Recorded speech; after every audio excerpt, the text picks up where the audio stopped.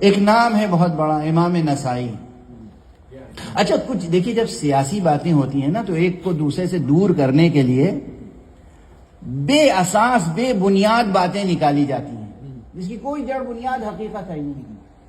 اب اگر سنی عوام کو بھڑکانا ہے شیعوں کے خلاف تو سنی واعظین کیا شروع کر دیتے ہیں؟ دیکھو یہ شیعہ مذہب ایران سے شروع ہوا ہے، یہ ایران کی مجوسی قوم کی دین ہے۔ اچھا، آپ کو یہ معلوم ہونا چاہیے، بہت بیسک بات ہے کہ حضور اکرم صلی اللہ علیہ وسلم کی نبوت بعثت کے بعد سے، اور جب حضرت عمر نے فتح کیا تھا ایران، اس وقت سے لے کر 700 سال تک 800 سال تک ایران کا مذہب سنی مذہب تھا۔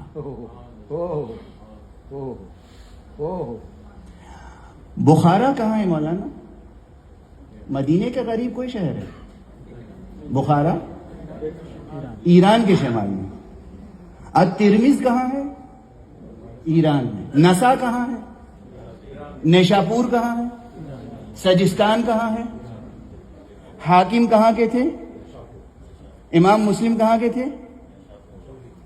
امام بخاری ایران کے تھے، امام مسلم ایران کے تھے، امام ترمذی ایران کے تھے، امام نسائی ایران کے تھے۔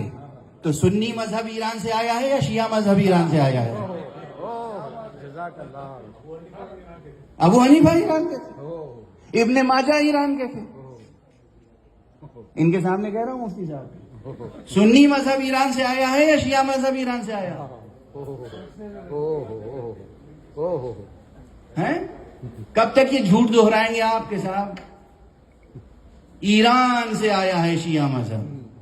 ایران تو سنی تھا 800 برس تک، عرب نے جا کے ایران کو شیعہ بنایا۔